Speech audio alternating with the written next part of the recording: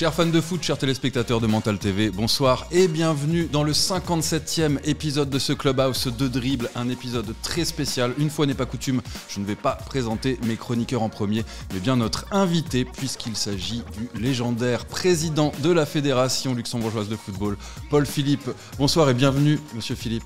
Bonsoir. Merci beaucoup d'avoir accepté notre invitation. Avec plaisir. Pour un programme qui est dense, avec 2 matchs très importants en Ligue des Nations qui arrivent. Donc j'imagine que vous espérez des résultats. Oui, forcément. Disons qu'on a besoin de résultats. Quand on voit le classement, on est dernier avec 2 points. Heureusement, les 2 derniers matchs, on a fait match nul. N'empêche que pour le moment, on est dernier à 3 points de l'avant-dernier. Donc forcément, il faut faire des résultats lors des 2 prochains matchs. Des résultats sont attendus sur le terrain, des résultats sont attendus également devant la caméra avec mes chroniqueurs. À ma droite, Boris Saint-Jalm. Bonsoir Boris. Salut tout le monde, salut Marco. Content d'être à côté du président ? Évidemment, grand honneur. Donc on va essayer d'être au niveau. Et puis à côté de la table des moustachus, nous avons la table des barbus avec le directeur de Mental, Simon Béot. Bonsoir Simon. Bonsoir Marco, bonsoir à tous. Monsieur le Président, merci pour l'invitation. Boris, merci d'être là. Toujours. Et Simon, merci d'avoir insisté auprès du président pour... Pas tant que ça.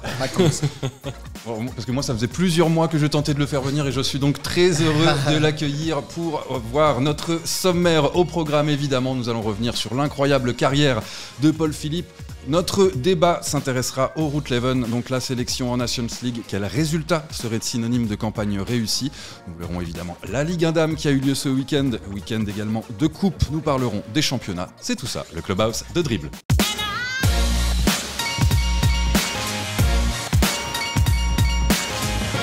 Et on commence avec notre invité du jour, Paul Philippe, président de la Fédération, mais également un grand joueur et entraîneur. Je vais commencer peut-être par rappeler son parcours de joueur. Il a été formé à l'Avenir Beggen, il est passé par l'Union Saint-Gilloise, le Standard de Liège, Charleroi, 57 sélections sous les couleurs nationales. Alors président, quel est votre meilleur souvenir de joueur ? Oui, il y en a certainement plusieurs. Je crois que la première fois, quand on a été champion de Luxembourg avec Beggen, je crois qu'à ce moment-là, j'avais 17 ans. J'avais 17 ans, donc... c'est hier ? Oui, avant-hier. Avant-hier. Oui, c'est certainement un très très grand souvenir. Et puis je crois qu'aussi un de mes premiers matchs internationaux, on a battu le Mexique avec l'équipe nationale au stade José Bartel, forcément, oui. À ce moment-là, et j'avais réussi à marquer le 2-1. Enfin, juste pour citer 2 exemples. Il y en a d'autres, des bons et forcément aussi des beaucoup moins bons. Mais bon, forcément, je crois que c'est 5 buts en sélection, il me semble. Oui, pas beaucoup, 5. En même temps, c'était pas votre poste. Ouais. Non, j'ai commencé milieu offensif et puis... j'ai terminé à ce moment-là. Ça existait encore en libéraux dernièrement. Okay. Ouais. Comment était le niveau de la division nationale quand vous avez commencé à Beggen et que vous êtes champion? Comment vous situez le niveau? Oui, c'est difficile. On ne peut pas comparer à ce moment-là. Je crois qu'en général, le football, forcément, on avait plus de temps, il y avait plus d'espace. C'était peut-être moins vite, moins rapide. Bon, techniquement, forcément, c'était un peu plus facile. Donc, les joueurs plus techniques, ils avaient davantage de chance qu'aujourd'hui. Mais je crois que c'était à ce moment-là, d'un assez bon niveau, peut-être moins qu'aujourd'hui. Si on se comparait avec les pays limitrophes, il y avait pratiquement que des joueurs luxembourgeois à ce moment-là. C'était pas si facile de se déplacer qu'aujourd'hui. Il y avait très peu de joueurs qui allaient à l'étranger. Aller à Bruxelles ou à Paris, c'était déjà une petite aventure. Donc, les temps ont changé. C'est difficile de comparer. Il y avait beaucoup plus de monde, par contre, autour du stade. C'était pas comparable. On nous le dit tout le temps. Alors, sans remonter aux années 70. Non, mais c'est vrai. Rien qu'en ville de Luxembourg, il y avait plusieurs clubs. À ce moment-là, il y avait Beggen, il y avait Aris Bonnevoie, il y a Union Luxembourg, il y avait Sport à Luxembourg, etc. Donc, on aurait dit qu'on se faisait de la concurrence, mais chaque derby de la ville de Luxembourg, il y avait 1500 à 2000 payants. Je ne parle même pas de la jeunesse d'Esch, qui était largement au-dessus. Moi, j'ai joué un match à la jeunesse d'Esch avec Beggen pour être champion. On jouait le match à la Fola, à ce moment-là, puisque le terrain était en rénovation à la jeunesse d'Esch. Je crois qu'il y avait 6-7 000 personnes. C'était une autre époque. C'est une autre haute condition de sécurité aussi, donc ce qui peut expliquer Oui, et puis moins de loisirs culturant du Annexe, football. ouais, c'était Le un foot- tout. Le Moi, foot moi, dans les années exactement. 70-80, c'était la messe du dimanche. Exactement. La sortie des familles était souvent. exactement. On allait au foot, on allait d'office regarder voir la finale de la Coupe Luxembourg. Peu importe qui jouait la finale de Luxembourg, la Coupe de Luxembourg, c'était un must. Et vous avez parlé au niveau de sécurité. Je me rappelle un match Luxembourg-France au stade Josy Bartel, 20 000 personnes. Vous pensez 20 000 que 20 000, Ah oui. 20 000 avec Nestor Comin. Donc vous voyez, les gens étaient assis avec des chaises sur la piste d'athlétisme. Au niveau sécurité. Mais bon, Mais ça se passait bien. ça se passe. Oui, forcément. C'est une autre époque. Alors vous parliez du jeu technique. Est-ce qu'on peut dire également que c'était plus rugueux il y a 30 ou 40 ans sur le terrain? Oui, certainement. Parce que, alors Boris va vous montrer une photo. J'ai petites images. Est-ce que vous vous rappelez de celle-là déjà, la première là? Celle-ci. Est-ce que vous vous rappelez du match peut-être? C'était contre la France, non? Je sais pas. Et celle-là, la deuxième c'est ma préférée. Ah oui, ça je me Celle-là. rappelle. Ça, c'était contre la Belgique. Oui. Et je connais le jeu, c'était... après, c'était devenu un ami, mais... Là, pas quelques trop là. mois. Non, quelques mois après, pas la semaine d'après. C'est Gilbert Van Binst. Là, on dirait que vous essayez de l'attraper quand même. Mais j'ai eu la balle. Que la balle. Alors on laissera les téléspectateurs juger de savoir s'il a eu la balle Elle est ou belle. le genou. Non, c'était beaucoup plus... il n'y avait pas de carte jaune. Hein. Il y avait des avertissements que l'arbitre notait. Il vous faisait noter dans son petit calepin. Il le faisait vraiment quand il y avait un attentat, quoi. Alors vous avez une grande carrière de joueur, mais également comme coach. Alors là aussi, vous avez débuté à Beggen, qui est votre club de cœur. Hein. Oui, j'ai connu que ce club Voilà. à Luxembourg donc comme joueur avant de partir en Belgique. Et puis quand je suis revenu, c'était soi-disant comme joueur-entraîneur. Ça existait encore à ce moment-là en division. À ce moment-là, c'était encore la division nationale. Dans une équipe de Beggen où il y avait le président, c'était Theo Mersch, qui avait pratiquement transféré tous les joueurs internationaux luxembourgeois jouer à Beggen. Donc on a aussi fait le doublé. Enfin, si ma femme avait été entraîneur, ça aurait été pareil. Hein. On avait de loin l'équipe la plus forte. La première saison, j'ai encore joué avec comme libéraux. Oui. Et très vite, on s'adapte. Et puis bon, après, vous avez pris le rôle de sélectionneur des Roetleven, donc en 1985, pendant plus de 16 ans. Oui. 84 rencontres sur le banc. Qu'est-ce que vous retenez justement de ces 16 années à la tête des Roetleven? Oh, je crois qu'il y a beaucoup de choses à retenir. Premièrement, c'était un événement quand on prenait un point. C'est vrai. C'était vraiment un événement. Mais je crois que ce qu'on a réussi à faire, on se rendait bien compte à un certain moment que c'était inutile de continuer comme ça. Je parle de ce moment-là. Si on n'avait pas davantage de joueurs qui jouent à l'étranger, donc des joueurs pros à l'étranger, tout en bonifiant ou en augmentant les entraînements à Luxembourg. On a inauguré, ça a mis du temps, hein, on appelait ça le modèle luxembourgeois, c'est-à-dire que les joueurs qui jouaient dans nos clubs, donc ici au Luxembourg, ils avaient une journée par semaine de congé sportif, le mercredi, où ils étaient à la disposition donc, de l'équipe nationale, du coach, donc, de moi à ce moment-là. Donc on avait 2 entraînements chaque semaine le mercredi, avec le cadre de l'équipe A, et le mardi soir. Et le mardi soir, et puis le jeudi, ils s'entraînaient dans les clubs. Enfin, c'était convenu comme ça. Et le vendredi aussi, dans le club. Lundi, en principe, après le match, un décrassage. Donc, en fait, c'était pour augmenter les entraînements aussi que les joueurs du pays qui s'entraînent, je sais pas, une demi-douzaine de fois par semaine. Avec aussi la récupération nécessaire, d'où le mercredi qu'ils étaient libres. On passait à ce moment-là, c'était à l'INS, donc à l'Institut national des sports, où ils pouvaient aussi faire la sieste, les soins, etc. Donc, c'était un premier pas, vu qu'à ce moment-là, pourquoi on a fait ça? À ce moment-là, on avait trois joueurs qui jouaient à l'étranger. Ouais. Donc, la très, très grosse majorité du cadre A jouait dans les clubs luxembourgeois. Et ça, c'est ce que vous décrivez, ça pose les bases de l'école de foot, du centre de formation de Monderkamp. Oui. Alors, après 20 ans à la tête de la FLF, hein, vous avez été réélu en 2022 pour un nouveau mandat de 4 ans, donc qui est votre 5e. Quelle est votre plus grande fierté? Je crois que c'est un tout. Donc, le football, c'est pas seulement l'équipe nationale. L'équipe nationale, c'est la vitrine, forcément. Pour moi, la plus grande fierté, c'est la formation. C'est notre école de foot. Et en plus, que ça a eu des répercussions de plus en plus aussi sur la formation dans les clubs. Dans les clubs, oui. Exactement. Donc, que ça fasse école, que tout le monde se rende compte que ici à Luxembourg, partout d'ailleurs aussi, mais surtout ici à Luxembourg, la solution ne peut passer que par la formation. Bon, on en profite pour faire un petit peu d'autopromotion, Simon, puisque la semaine prochaine paraît le dribble. Exactement. Spéciale formation des clubs. Exactement. Avec un beau dossier sur les clubs qui travaillent bien dans ce domaine-là, dans ce domaine de la formation. Donc, on a mis en avant le club du F91, le Racing, le Progrès. Alors, d'autres aussi travaillent bien, mais on n'a qu'une 50aine de pages, donc on doit faire des choix. Oui. Mais non, effectivement, ça bosse de mieux en mieux. On le constate. Et effectivement, vous avez sans doute servi d'exemple.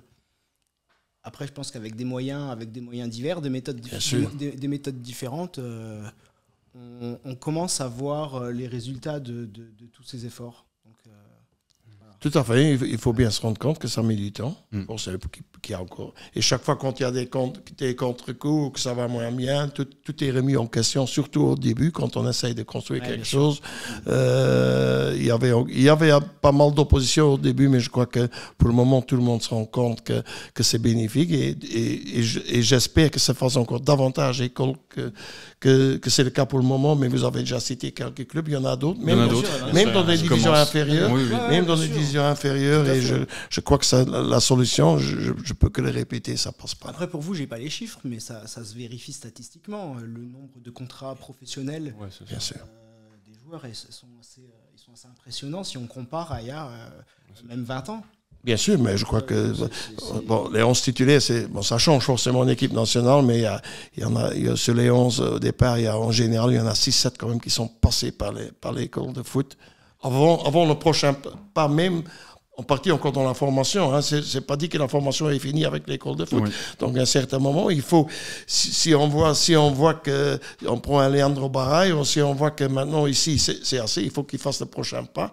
Et c'est la post-formation ou la fin de la formation. On peut toujours discuter quand on commence là, exactement. Mais qu'ils aillent à l'étranger et qu'ils terminent leur formation dans un club, dans le centre de formation d'un club professionnel. Vous avez des jeunes luxembourgeois qui vous échappent, qui tentent de passer professionnel sans passer par la case Monderkange, qui vont directement à l'étranger? Il y en a, mais pour le moment, actuellement, non. Mais je crois que, par exemple, Laurent Jans, il n'est pas passé, mais enfin, c'était un peu un autre temps, mais il n'est pas passé par Monderkange. D'accord. Bien, bon, on va revenir avec d'autres questions dans quelques instants. Je vous propose de passer une petite page de pub. À tout de suite.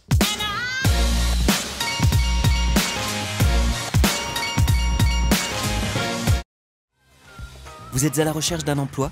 Vous avez envie d'être accompagné par une équipe de passionnés? Sofitex met tout en œuvre pour vous trouver l'emploi qui vous correspond. Postulez en un clic avec notre appli MySofitex et mettez Sofitex dans votre vie.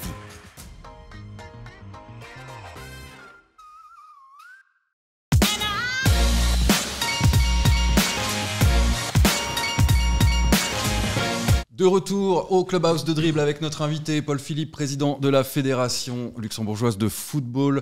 Président, je le disais, vous en êtes à votre 5e mandat. Est-ce que vous allez à nouveau briguer un nouveau mandat en 2026 ? Oula. C'est un peu tôt pour en parler. C'est beaucoup trop. On est à mi-mandat. Est-ce que vous posez la question? Oui, mais enfin, moi, je le vis pas. Sincèrement, je le vis pas comme ça de mandat. Bon, je savais même pas combien de mandats. Non, mais vous parlez de vision à long terme, que ça met du temps, par exemple, pour l'école de foot. Je pense aussi que pour asseoir des réformes, je pense au statut, on pourra y revenir après. Il faut du temps et il faut peut-être plus de 4 ans. Oui. Mais on peut même avoir des visions et que quelqu'un d'autre les continue. Donc, je crois que il faut pas se projeter trop. Il faut avoir des visions. Attention, il faut bien séparer les deux choses. Mais maintenant, dire les visions, mais ça peut être qu'avec moi, il y a une différence. Donc, il faut avoir des visions, mais se projeter dans l'avenir, dans 2 ans, il y a beaucoup de facteurs qui interviennent. Pour le moment, je crois qu'il y a assez de boulot, il y a assez de challenges qui nous attendent. Je parle pas uniquement de l'équipe nationale, vous avez parlé du volet statut, championnat national, où il faudra aussi voir comment on va continuer. parle du nombre de clubs, etc. Donc on pourrait parler de beaucoup de choses. C'est une question qui revient encore, le fait de le nombre de clubs dans l'élite. Moins qu'avant, encore que, de toute façon, parce que ça dépend aussi un peu comment le championnat se déroule. Hein. Les 2-3 dernières années, on avait un peu de chance, parce que c'était serré jusqu'à la fin. Ouais. En haut et en bas. Ouais. Cette année-ci, c'est un peu tôt, mais ça risque d'être un peu, surtout pour la descente, ça risque d'être un peu plus clair. Mais ça revient de temps en temps, ça revient dans les discussions. Bon, c'est pas un drame. Historiquement, c'était 14 équipes. C'était 14 équipes. Il y a Vous pensez que c'est la meilleure formule? Oui, ça va pas nous faire progresser énormément, mais bon, c'est quand même beaucoup. C'est quand même beaucoup. C'était 14 équipes avant le Covid. En fait, au moment où vous avez changé avec la Ligue 1 Dames, où on est passé de 12 à 10, pour éviter les forfaits, pour éviter les scores fleuves, exactement. On a augmenté en BGL League. Oui, mais enfin, le contexte n'est pas pareil. Il faut dire aussi que la demande venait des clubs. Ouais. Enfin, pas des clubs qui avaient une équipe dames qui demandait, parce qu'il y a encore la différence est beaucoup plus grande.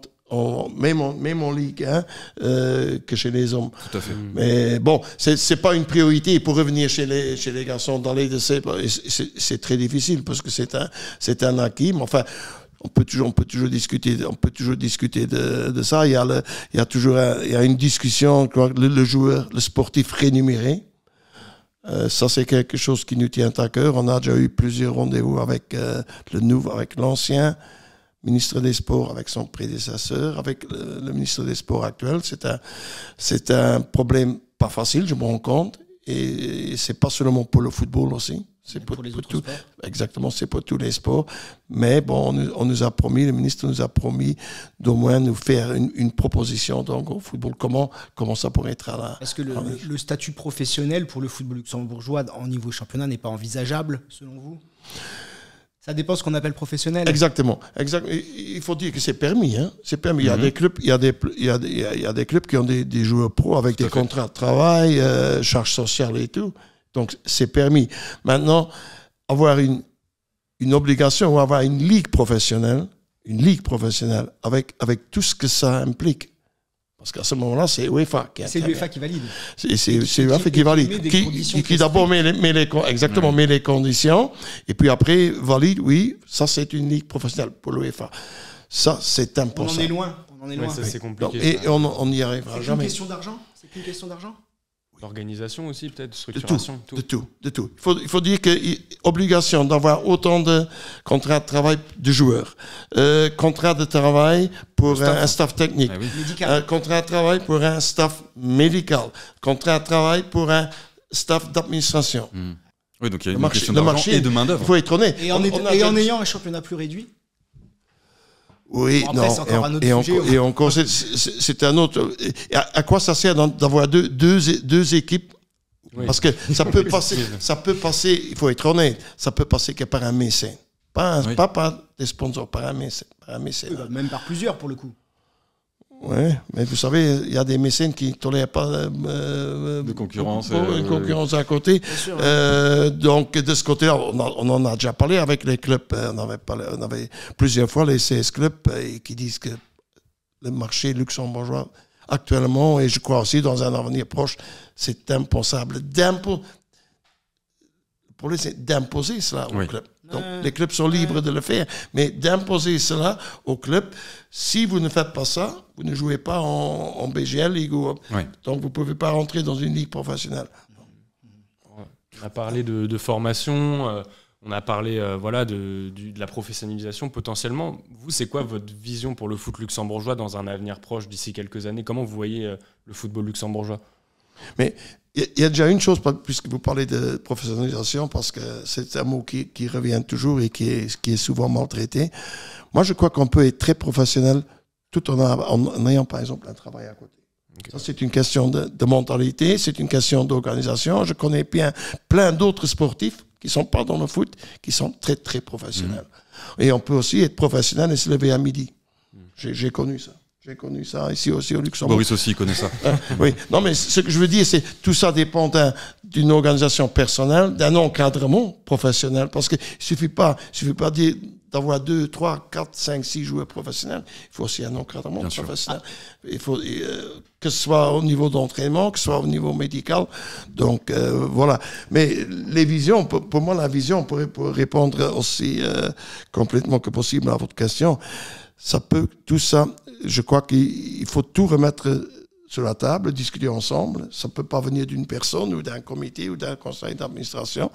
Il faut discuter où est-ce qu'on veut en venir, primo, et comment, et avec qui. Et avec qui. Et avec qui. Parce qu'il y a quand même pour le moment un problème, vous l'avez déjà abordé, on n'a plus de spectateurs sur les terrains. Est-ce que c'est pas en partie, je dis en partie, une question, c'est une question, est-ce que c'est pas en partie un rejet ou même des gens qui protestent? Est-ce qu'on ne fait pas tout le temps des choses que le public ne veut pas? On est au Luxembourg. On est au Luxembourg. C'est une question. Oui, bien sûr. C'est une question. Et avec qui on veut progresser? Je crois que ça, c'est une question très, très importante. Vous avez dit oui. Moi, je voudrais que toutes nos équipes qui participent à la Coupe d'Europe aillent en poule après. Mais la question fondamentale, c'est pas arriver une fois en poule, en Conference League, ce qui est pour le moment, je dis pas que c'est facile, mais c'est abordable. D'ailleurs, on le voit quand on regarde tous les pays qui sont représentés. Ça, c'est une chose. Mais moi, je crois que le plus important, c'est avec qui on parvient et comment on parvient à atteindre la phase groupe de la Conference League. Parce que acheter une équipe, pour une fois arriver en poule de Conference League, et puis après 2 ans, ça sert à rien du tout. Construire une équipe pour y arriver. C'est ça. Et ça, c'est beaucoup plus difficile. Ça prend du temps. Il faut les connaissances pour. Il faut qu'il y ait des discussions en permanence. Je crois qu'il faut tout d'abord se poser les bonnes questions, savoir ce qu'on veut, comment on veut le faire tous ensemble. Et ça, c'est pas évident. C'est pas évident. Je crois que c'est exactement. Mais c'est ça un sujet qu'il faut aborder, se mettre autour d'une table et discuter. Bien sûr qu'on veut s'améliorer, mais bien sûr qu'on veut que le football luxembourgeois devienne plus attractif, mais pas à n'importe quel prix. C'est ça que je veux dire. Parce que sinon les gens, en gardant son identité. Exactement. Sinon les gens ne marchent pas. Les gens ne marchent pas parce qu'on veut aussi, pas seulement que ça devienne plus attractif, mais aussi on veut que les gens viennent au stade. Après, moi, par rapport à l'affluence dans les stades, c'est ce que j'ai dit aussi tout à l'heure. Moi, je pense que quand on compare avec les années 70, 80, voire même encore 90, où il y avait beaucoup de monde, le foot était privilégié. C'était une des seules activités. Moi, j'ai l'impression, et ça vaut pas que pour la Luxembourg, ça vaut aussi pour d'autres pays. Je pense que le foot est resté un petit peu dans le confort, et puis il a pas vu à côté que d'autres sports ou d'autres activités culturelles ou les jeux vidéo ou les jeunes avaient d'autres intérêts et donc du coup il va falloir mettre les bouchées doubles en termes de communication, de marketing. Et nous on sent que à Luxembourg il faut des moyens. Voilà. Pour communiquer, pour avoir un responsable marketing, il faut des moyens, et on en revient toujours à la même chose. Oui et non, mais pas des moyens pour faire des transferts. Il faut des moyens pour construire. Oui, c'est ça que les gens... Oui, mais il y a une grosse différence. Il y a une grosse différence puisque tout a changé, bien sûr. Avant, c'était le foot et puis il n'y avait rien, puis le reste. Maintenant, vous vous mettez en voiture, 2 heures, vous êtes en Belgique, vous êtes en France, vous êtes en Allemagne. Je ne parle même pas de la TV. On peut regarder le week-end, on peut regarder 19 matchs si on veut la TV. Raison de plus pour donner à nos supporters, à nos gens qui viennent au foot, ce qu'ils demandent. Parce que s'ils veulent vraiment voir un match ils se mettent en voiture, ils vont à Liège, ou ils vont à Cologne, ou ils vont... C'est ça. Donc, il faut de nouveau donner une certaine identité à notre football. Moi, je suis d'accord, mais moi, je pense qu'il y a une chose qu'on ne sait pas. Vous dites, effectivement, il faut leur donner ce qu'ils demandent. Mais est-ce qu'on leur a déjà demandé ce qu'ils voulaient voir? Est-ce qu'on leur a déjà demandé s'il y avait un problème? Je pense qu'on leur pose même pas la question à ce public-là au final. Mais je suis tout à fait d'accord. Mais je suis tout à fait d'accord avec les résultats. Quand on voit les chiffres, pour le moment, c'est quand même une certaine réponse. Je dis pas que c'est la seule raison. Attention. Après, on a des réponses avec l'équipe nationale. Oui. Par exemple. Il y a 2 éléments. Je pense que je vais te faire la transition là. Tu vois là, elle arrive avec 10 comme ça. Une petite passe en profondeur. Voilà, c'est ça. On n'a jamais dans les pieds là. Il y a 2 éléments. C'est d'abord les bons résultats. Oui. Les bons résultats, ça fait venir du monde. Et puis ensuite, le deuxième, c'est le nouveau stade, c'est les infrastructures. Il y a 2023, on va en parler tout à l'heure. C'est une super année parce que tout est réuni. Tout est réuni. Alors, maintenant, il faut réussir à le dupliquer pour les clubs. Bien sûr. Bon, il y a un tout. Je dis toujours, il y a pas une solution, il n'y a pas une raison. L'équipe nationale, il y a les résultats et aussi la manière de jouer. Pas oublier. Et puis il y a le stade Luxembourg.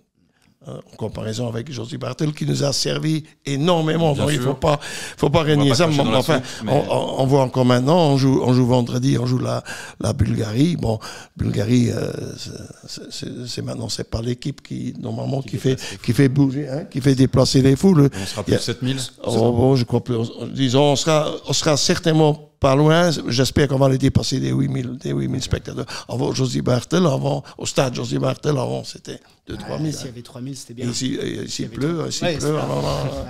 Bien, bonjour les dégâts. On vient d'aborder la vision à moyen terme, on va voir la vision à très court terme, effectivement, avec l'équipe nationale. C'est l'heure du débat. Notre page sélection avec les Routleven et leur périple en Nations League. Et la question que je vous pose, messieurs, donc à l'orée de 2 confrontations à domicile au Stade de Luxembourg, le président l'a dit. Donc la Bulgarie vendredi à 20h45 et l'Irlande du Nord lundi à 10h45. Dépêchez-vous, il n'y a plus beaucoup de billets, mais il y en a encore. La question que je vous pose, quel résultat serait synonyme de campagne réussie ? Simon, je me retourne vers toi d'abord. Non, je ne vais pas parler en premier. Non, pour moi, la campagne réussie, c'est de sortir de la 4e place.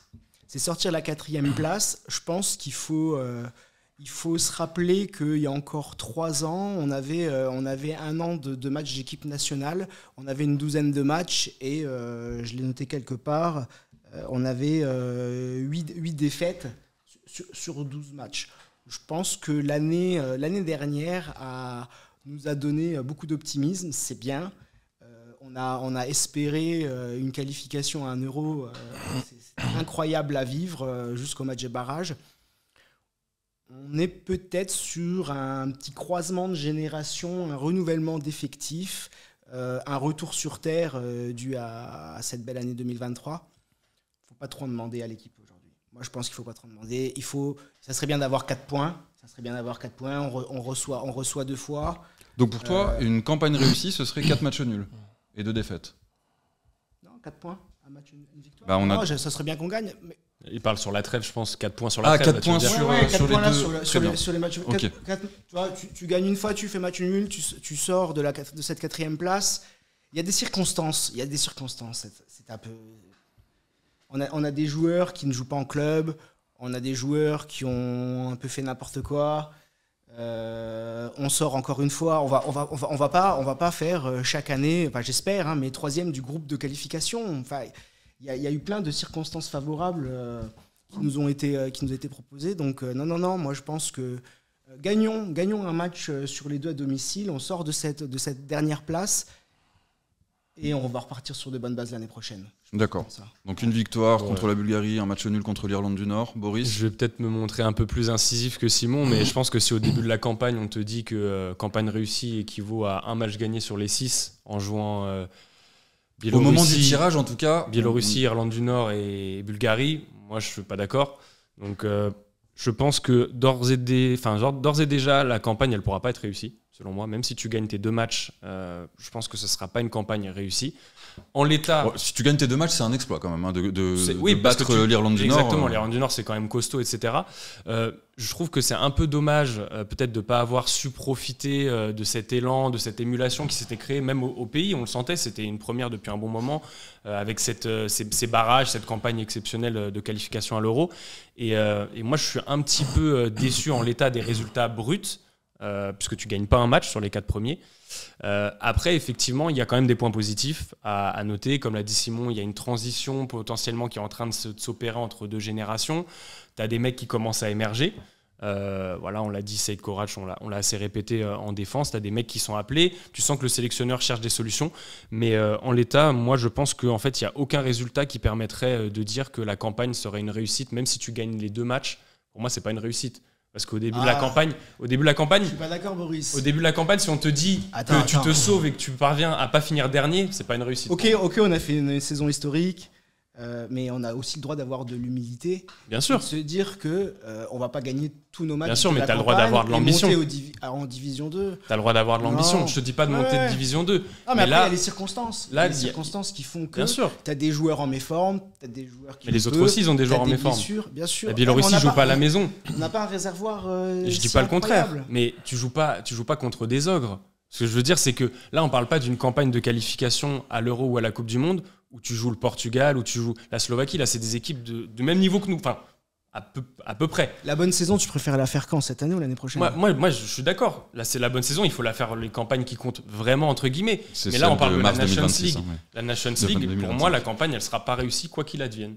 C'est juste ça, mon point. Et ça veut pas dire qu'il n'y a pas des enseignements positifs à aller chercher, parce qu'il y en a, et le sélectionneur, il doit s'appuyer là-dessus pour justement faire la transition et aller sur une campagne qui sera plus intéressante pour la Coupe du Monde. Mais moi, en l'état, je pense que ce sera pas une réussite, quoi qu'il advienne, des deux rencontres. Même avec 6 points. Pardon. Même avec 6 points, pour moi, ce sera pas une réussite. Le président va nous départager. Ah oui, président, vous en pensez quoi? Bah, je crois que si jamais on prenait 6 points sur les 2 derniers matchs, donc ça ferait 8 au total. Pour moi, à ce moment-là, on pourrait encore être dans les barrages pour monter. Tout à fait, absolument. Faut pas oublier. Alors, hypothétiquement, on peut même être terminé premier du groupe Il y a si un on scénario, on termine si on bat premier. l'Irlande du Nord par plus de 2 buts d'écart et Ouais. qu'ils ont fait match nul contre la Biélorussie. Voilà. Donc, On en est très loin. On en est très loin pour le moment, mais enfin, on peut toujours rêver. Mais moi, je crois qu'au départ, quand on a eu le tirage, quand on a vu les 4 équipes, on savait que ça allait être très, très serré, avec peut-être l'Irlande du Nord un peu au-dessus, Oui. ce qui s'est d'ailleurs vérifié pour le moment, mais aucune équipe en dessous non plus. Donc, un peu la Biélorussie quand même. On pensait. on pensait un peu. Il faut aussi dire que pour moi, c'est peut-être l'équipe sur le papier ou même sur le terrain qui est la plus faible. Si je prends le match chez nous ici, on peut jamais perdre ce match. Ouais, non. On peut jamais. Mais en fait, elle est là, la surprise. Et je pense que c'est là le point de bascule, Boris, qui fait que pour toi, en fait, c'est déjà plus une réussite. Bah, c'est ce match perdu à domicile contre la Biélorussie. Bien sûr. Quand on a vu la première mi-temps, on s'est dit, moi je me suis dit On à allait moi-même, c'est une question de patience. Il faut Exactement. continuer comme ça. Ça va finir Par rentrer. on va finir par trouver Je suis d'accord. une brèche ou la passe dans les petits Exactement. espaces qui fera la décision. Bon, ça s'est pas fait comme ça. Donc ça, pour moi, c'était jusqu'à maintenant la grosse déception. Le match ici contre la Biélorussie. Maintenant, je crois que pour le moment, il s'agit de sauver les meubles. Donc, essayer de pas descendre directement. Et ça passe par une victoire. Par une victoire, par exemple, le vendredi contre la Bulgarie, ce qui n'est pas évident. Stoichkov ne joue pas. Oui, d'accord. C'est déjà un bon point. D'accord. Mais enfin, bon, je crois que rien que le fait, il faut aussi toujours voir un côté positif, rien que le fait qu'on discute aujourd'hui que, même avec 6 points, il faut respecter tous les avis, que ce sera une campagne pas réussie. Ça nous prouve ça montre que l'évolution, là-bas, exactement, que là-bas, Eh oui. les joueurs l'ont placé eux-mêmes assez haut, Ouais. avec 17 points les dernières qualifications, en battant 2 fois la Bosnie. Enfin, je ne dois pas tout rappeler, mais je crois que c'est tout à fait normal que l'équipe est mesurée là-dessus. Je crois que c'est tout à fait logique. C'est la rançon de la gloire. Hein. Je crois qu'il faut continuer dans ce sens-là, même si ça tourne mal les 2 prochains matchs, ça changera rien. Ça change rien aux visions, ça changera rien au chemin qu'on a commencé. Alors, vous parlez de rançon de la gloire, président. Il y a une deuxième rançon de la gloire, c'est l'aspect médiatique, la pression. On ne peut pas ne pas vous demander le regard que vous portez sur l'échange qu'il y a eu entre le sélectionneur Luc Holtz et son joueur Maxime Chanot par médias interposés. Qu'est-ce que vous pensez de cette situation ? Je crois que vous m'avez déjà enlevé un peu la réponse. Je crois que par joueur, entraîneur, par médias interposés, c'est toujours mauvais.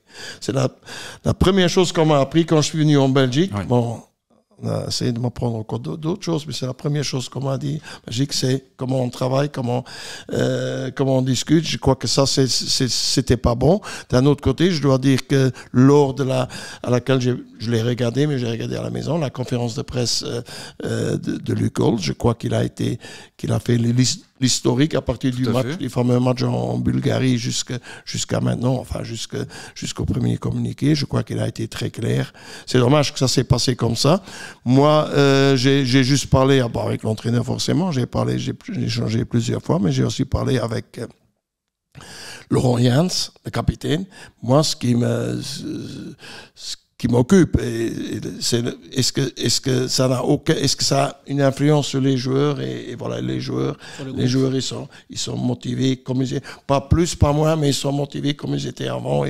Ils peuvent faire abstraction de cela. D'ailleurs, il faut pas oublier que les deux derniers points qu'on a pris, Maxime n'était pas là non plus. Oui, tout à fait. Sans vouloir tirer sur une ambulance, mais donc de ce côté-là, les joueurs sont assez professionnels, sont des pros qui savent faire abstraction de ce qu'il y a eu et se concentrer sur en plus ils sont là, pour la plupart ils sont à l'étranger, donc ils n'ont pas suivi le feuilleton. Sur l'image du football luxembourgeois, est-ce que ce serait pas aussi à la fédération de sonner la fin de la récré par rapport à ces interventions dans les médias?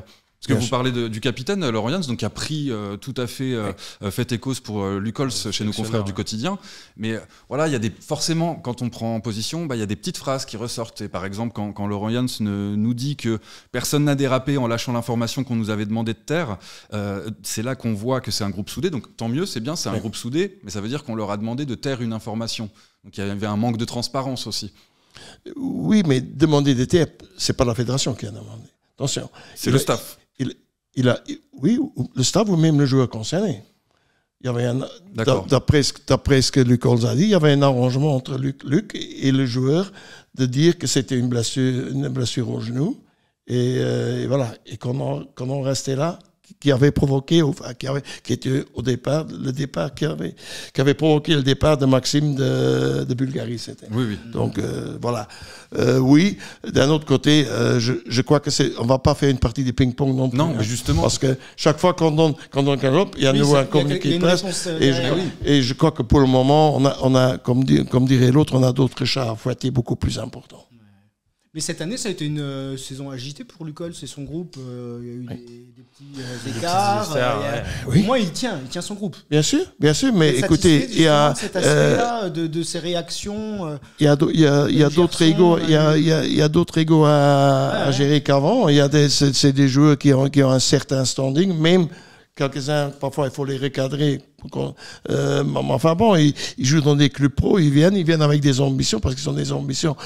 C'est la rançon de la gloire, c'est exactement. Quand j'ai vu leur déception, qu'on ne s'est pas qualifié pour l'Euro, moi, je me faisais beaucoup moins d'illusions qu'eux. Parce qu'eux, ils s'y voyaient.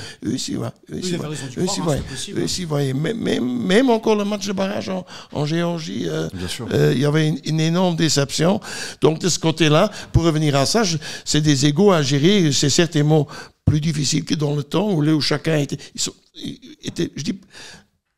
content de venir. Je ne dois pas dire ça parce qu'eux, ils sont aussi contents de venir. Quand vous voyez les joueurs qui viennent, à quel point ils sont heureux de se retrouver, de jouer pour le Luxembourg. Il faut pas, et c'est un peu ça, qu'on veut pas trop donner d'importance aux médias sur un ou deux écarts. La majorité ou tous, ils viennent pratiquement à pied. Il faut pas oublier ça pour jouer en équipe nationale. C'est ça qui est très important. Et voilà, le reste, c'est au coach de gérer. Et puis, il faut pas oublier quand même, quand une campagne se termine, il y a un bilan à faire. Et là, chacun doit prendre ses responsabilités. Le coach, bien sûr, la fédération, le conseil d'administration, comme on appelle ça, et voir ce qui a été bon, ce qui n'a pas été bon, et tirer les conclusions nécessaires. Le sélectionneur est en fin de contrat fin 2025. 2025, il lui reste un an. Ouais. Il reste un an après la campagne. Oui. Quand est-ce que vous imaginerez discuter de suite ou pas? Oh, c'est trop tôt pour ça. On va d'abord. Maintenant, on va terminer cette Nations League. On verra où on est. Après Probablement, on saura quelque chose lundi, mais c'est pas sûr puisqu'il y a encore éventuellement des barrages après qui vont venir. Et puis il y aura une plage de temps où on pourra discuter entre nous. D'abord faire un bilan, mais on fait un bilan pour. Ça sera fait avant le début de la campagne 2025. Vous commencerez à envisager la suite avant de commencer la dernière saison? Ça dépend des résultats. Ouais, ça dépend dépend des résultats. Mais ce que je voulais dire, c'est que quand on fait un bilan, c'est pour préparer l'avenir. Hein. Bien sûr. On ne fait pas un bilan pour s'arrêter, on fait un bilan pour préparer l'avenir et on verra, on discutera ça entre nous Et l'avenir, vous le préparerez déjà à partir du 13 décembre, donc tirage au sort des qualifications pour la Coupe du Monde. Oui. Bon, on en a un petit peu, même si on les aime beaucoup, nos amis portugais, on les salue, mais on en a un peu marre de tomber sur eux. Nous aussi. On veut une autre équipe. Nous aussi. Et je les admire, j'ai rien contre eux, mais j'ai fait l'addition des 2 derniers matchs. Ouais, ça suffit. On a déjà donné, comme disait l'autre. Hein. Quelle équipe du chapeau 1 vous aimeriez bien trouver sur votre chemin?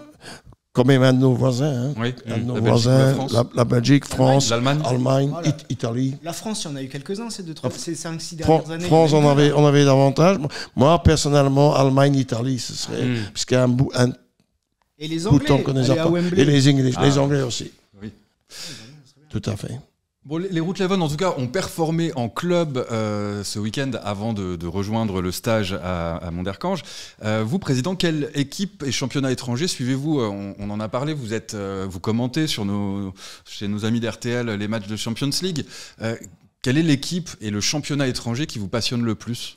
Actuellement, je dois être honnête, c'est la Premier League quand même. C'est la Premier League parce que je crois que c'est la plus équilibrée. Donc, je ne parle pas d'équipe. Pour le moment, Liverpool est en tête, mais chaque match est quasiment un match de coupe en Premier League, donc où le niveau est vraiment très haut. Et puis, bien sûr, j'observe comme tout le monde l'évolution de Barcelone. Et ça, on a parlé de la formation tantôt. Oui. Quand vous parvenez avec une équipe qui est quand même de classe européenne, sans dire qu'ils vont gagner la Champions League, ce que je ne crois pas, mais quand même, jouer avec 6-7 joueurs dans l'11 de base qui ont été formés au club même. Beau. Ça, c'est magnifique. Beau. Ouais. Ça, c'est beau. Là, je tire mon chapeau, que je n'ai pas. Bien, retrouvez votre chapeau. Nous allons nous retrouver dans une vingtaine de secondes après la petite page de pub pour évoquer la Coupe et la Ligue 1 Dames. À tout de suite.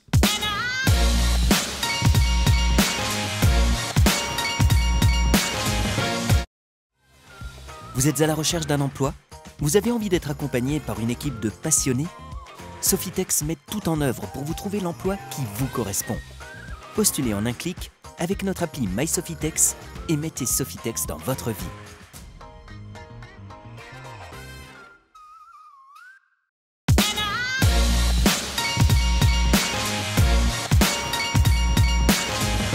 De retour dans le Clubhouse de Dribble, épisode 57 avec notre invité très spécial, Paul Philippe, président de la FLF. Il n'y avait pas que de la coupe ce week-end, même s'il y a eu des beaux résultats et des petites surprises avec la jeunesse Canard qui est venue à bout du FC Rodange notamment.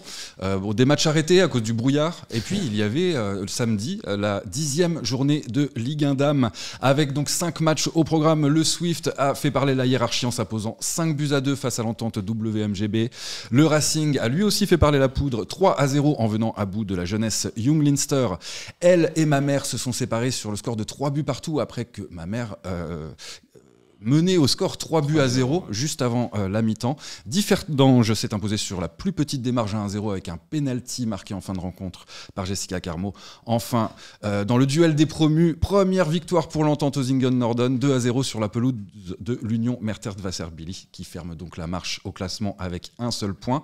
En tête du classement, c'est toujours le Racing avec 2 points d'avance sur le Swift Espérange et Differdange et le surprenant 3e. Alors, président, par rapport à la Ligue 1 Dames, on connaît la problématique du manque d'arbitre, mais comment expliquer qu'en Ligue 1 féminine, sur la quasi-totalité des matchs en Ligue 1, il n'y ait toujours qu'un unique arbitre central, sans même l'obligation pour les clubs de désigner un délégué comme juge de touche? Oui, je crois que je me suis encore renseigné. Le nombre d'arbitres a légèrement augmenté. Le nombre d'arbitres féminins, pas du tout. Ouais. Donc là, c'est aussi ce qui est un peu normal parce qu'il est assez jeune, le football féminin, dans l'envergure actuelle. Mais je crois que là aussi, on est en train de sensibiliser d'anciennes joueuses, peut-être de se tourner davantage vers l'arbitrage. Et pour répondre complètement à votre question, il n'y a pas assez d'arbitres.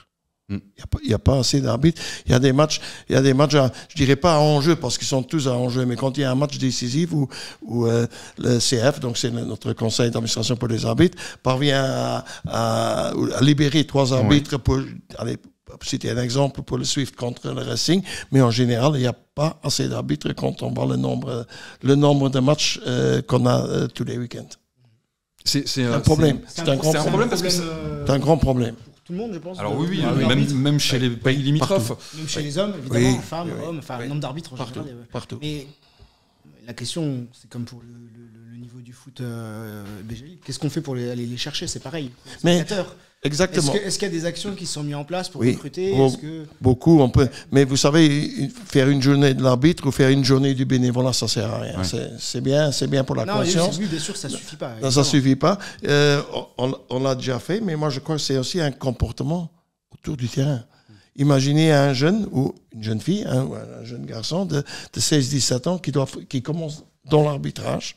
Je ne sais pas si vous avez déjà assisté à des matchs des jeunes, ce qui se passe parfois autour. C'est parfois quelques Et- fois les grands. d'ailleurs. Exactement. Et quand on entend, pas toujours, heureusement, mais quand on entend parfois ce garçon, qui a aussi des parents qui viennent le voir, ce garçon ou cette jeune fille qui commence à arbitrer, Ce qu'il entend. ce que les parents qu'on lui dit. entendent Mais oui.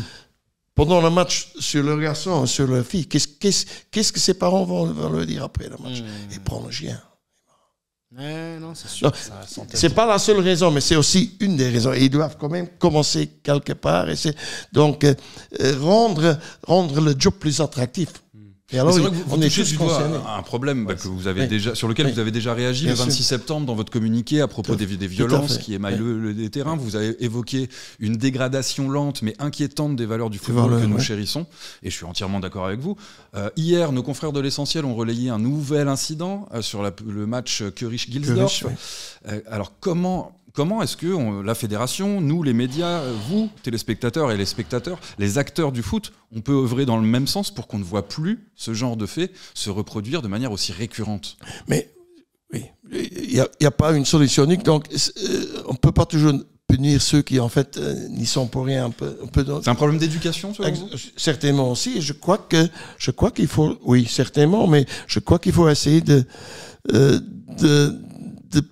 cibler ces gens-là et essayer de voir des plaintes auprès de la police. Parce que c'est un problème sociétal, en fait. Ouais, bah, c'est exactement. ça, c'est Parce un fait de la que, société, parce en que fait. si on dit maintenant au club, tu vas avoir 250, tu Oui, vas ils avoir s'en 320 euros, ou tu fais 400, ou même 1000, bah, tu va punis rien les clubs et dis, oh, et les bénévoles, je vais les chercher où, qui vont. Mais cibler ces gens-là, puisque c'est souvent les mêmes, hein. Il y en a parfois un qui, mais c'est souvent les mêmes. Il y a quelques clubs qui ont des problèmes, qui savent, et puis essayer aussi avec la politique, aller avec la police et faire vraiment une plainte, quelque chose qui fait mal dans la vie aussi. Il faut punir. Exactement. Il faut vraiment punir. Il ne faut pas dire tu viens plus au stade, ils rigolent. Au contraire, ça les rend plus forts. Parce qu'ils disent, hop, j'ai réussi. Non, il faut vraiment essayer avec la politique. Le problème, c'est pas que dans le foot, mais c'est forcément principalement dans le foot. Parce que le foot est la vitrine de la société. Exactement, dans les salles, il y a encore C'est le miroir, oui. C'est autre chose, mais voilà, c'est un phénomène de société, mais c'est pas parce que c'est un phénomène de société qu'il faut abandonner. Il faut voir ce qu'on peut faire, il faut sensibiliser, il faut sensibiliser aussi la politique, voir ce qu'on peut faire, les communes, quand il y a un match à risque, parce que parfois, les jours avant, ça se passe par Facebook ou les réseaux sociaux, et puis envoyer des voitures de police et vraiment les sanctionner. Je vois pour le moment, malheureusement, je vois pour le moment pas d'autre solution à très bref échéance, à très court terme qui fait mal. Je pense oui qu'on partage tous le Oui, constat oui, et que c'est malheureux, mais effectivement peut-être il va falloir en arriver là. Il y a une autre question que je voulais vous poser. Il a été question lors des dernières élections au CA de revoir les statuts pour que les matchs suspendus ne soient plus rejoués en intégralité. Oui. Donc là on l'a vu ce week-end en coupe des cas de figure, les matchs Fola-Pétange et Bellevaux-Mondorf qui ont été reportés. Donc d'ailleurs la date est tombée, chers téléspectateurs. Donc Fola-Pétange se déroulera mercredi 20 novembre au soir et Bellevaux-Mondorf le mercredi 27. Alors qu'en est-il, Président, à l'heure actuelle de ce projet de faire en sorte que les matchs ne soient plus rejoués en intégralité. Plus en intégralité. Voilà, oui. Uniquement rejouer ce qui reste comme temps de jeu, comme c'est dans quelques pays, pas dans tous les pays. Donc, il y a du pour, il y a du contre. Il y avait une proposition qui a été envoyée au club, donc pour être votée lors du dernier congrès. Puis, il y a eu quelques remarques, je crois, très opportunes. Qu'est-ce qu'il y a contre... Parce qu'en principe, c'est avec les mêmes joueurs. Oui. Donc, on termine le match interrompu, et on doit reprendre exactement avec les mêmes. Au niveau professionnel, dans des grands championnats, par exemple en Espagne, c'est comme ça, tu rejoues on rejoue ça arrête à la 30e, ça exactement, prend la 31e. Ou à la 80e, tu joues 10 minutes, mais dans les 8 jours. qui au Luxembourg, c'est déjà compliqué. délicat. Ouais. Et si on ne peut pas rejouer dans les 8 jours, qu'est-ce qu'on fait quand il y a une grippe? On termine à 9-10. C'est toutes des questions subjectives, mais enfin, il faut quand même donner une réponse. On s'est dit, avant que ça se produise. Hein, il faut y penser. Avant que ça se produise. Ouais. En fait, c'était ça la raison pourquoi on l'a pas retiré, et c'est pas dans le tiroir, mais on va rediscuter pour voir comment est-ce qu'on peut faire, ou est-ce qu'on va peut-être alléger cette question quand il y a une grippe, ou quand il y a tout envahi à ce qu'il n'y a pas de dérive, pas qu'on peut de nouveau envahir notre équipe. Donc, en fait, c'est ces points-là, ces différents points-là qui ont de nouveau été remis à discussion, qu'on va revoir pour éventuellement faire voter, donc pour rejouer que le temps qui restait dans le premier match. Ce qui, je pense, arrangerait quand même beaucoup de clubs. Je crois. Et les spectateurs aussi, pour l'équité face à une rencontre qui s'est déjà déroulée en partie, voire en majorité. J'avais une dernière question, Président. Oui. Souvent ici, quand on a reçu sur ce plateau des entraîneurs à l'occasion de matchs de coupe, ils pestaient face au fait de ne devoir inscrire que 16 joueurs sur la feuille de match en coupe. Est-ce que c'est à l'étude au niveau de la fédération de revoir également ce règlement? Oui, on a regardé les statuts. Voilà, donc je crois que ce qu'on fait de bien pour le moment, et c'est aussi une volonté des clubs, donc de mélanger très vite le tirage, que les petits contre grands, et on peut pas jouer une compétition comme la Coupe Luxembourg avec 2 règlements différents lors de la même compétition. Oui. Par exemple, on pourrait, je peux dire, si les deux équipes de la BGL ils jouent l'une contre l'autre, on va à 18, et quand une équipe de la BGL Ligue joue contre une équipe Division 1, tout le monde va à 16. Donc, on doit jouer, selon les statuts, on doit jouer la compétition ou avec le même règlement pour tout. C'est le même règlement pour toute la compétition. Donc ça ne changera pas. Pas cette saison-ci, en tout cas. Oui. Ça ne veut pas dire qu'on ne peut pas chercher une solution, ou peut-être qu'on va augmenter pour les autres. Il faut voir. Mais il peut y avoir qu'un règlement. C'est ça. Bon. Question sur l'élite du football luxembourgeois, pour la BGL notamment. Voilà, on sait qu'il y a eu un nouveau diffuseur qui est arrivé cet été. Ça fait quelques mois de compétition maintenant. Pour vous, c'est quoi le premier bilan que vous tirez de cette nouvelle arrivée? Comment ça se passe? Comment vous le sentez, vous?